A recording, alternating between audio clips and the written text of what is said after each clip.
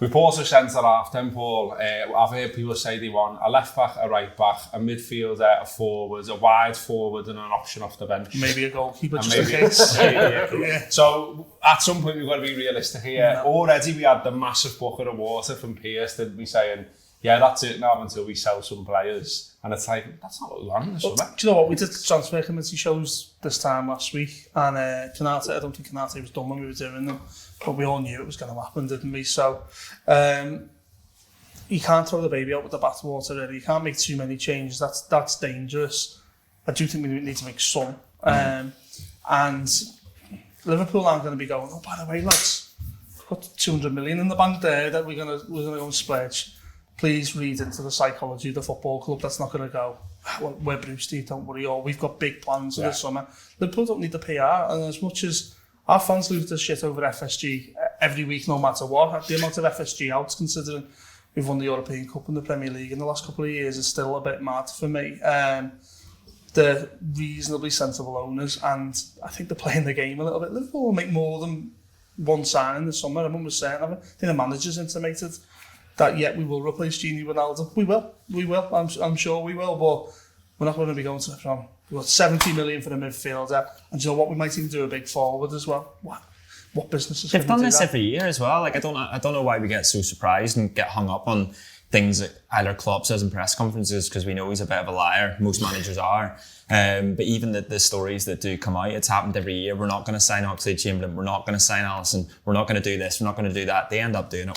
You know, there was a piece last year, and it was if they do sign Thiago, which is seen as fantastical, that they would need to sell Gini Wijnaldum. Good transfer language there. But that was the exact words that was used, and we end up with both of them. The risery offer.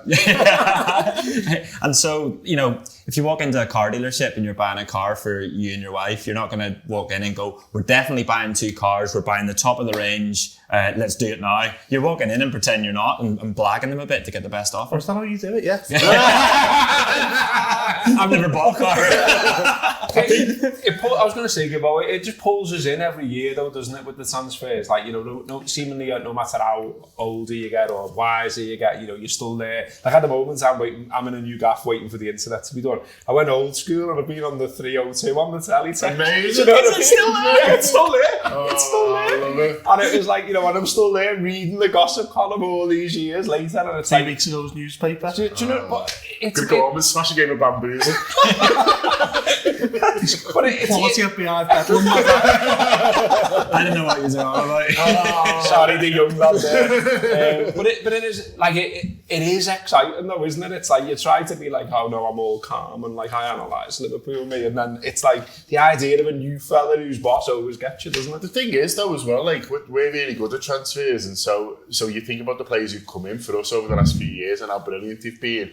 You know, even like last year, you know, might not have gone as well as we want, but we've seen plenty of Thiago and Jota to know that they're really good players, and they're going to be good players for Liverpool, sort of, you know, the next few years to come. And then that's not to even bring up, you know, the ones before, the likes of Van Dijk and Alisson. And so when you've seen how much a great player can come in and transform your team or take it to another level or just do boss stuff like score goals. Like, you know, that's why you're excited, aren't you? And so I think we've got reason to be excited, really. They've had every angle covered, really. Even if you look at Liverpool are making investment signings as well. Like, you can dress this up however you like. Ben Davies, Minamino, these players they've brought in, they've added a couple of numbers to the squad, and they'll flip Minamino for 20 million. There's somebody paid 7. Yeah. You know, they're smart in the transfer. We used to praise Chelsea in a slightly envious way about the stockpiling loan players, but look at the value that they got for when they sold him, and when Van Ginkel went for this money or whatever. Yeah. Liverpool are doing that in a different way, you know, and I'm all for it. If that's the way that Liverpool keep up with the big boys, and by that I mean City and Chelsea, the oil rich or whatever. There's still that, isn't there, Craig? Like there's still like, you know, like there's the big stories, if you like, of this summer to come. So, you know, where does Harry Kane go, and Sancho started up again and all that. I'm always a little bit sad that I get it. But I'm always a little bit sad that we're not in those conversations as well. You know what I mean? I wish we could go like 200 million and have Harry Kane up front. Do you know what I mean?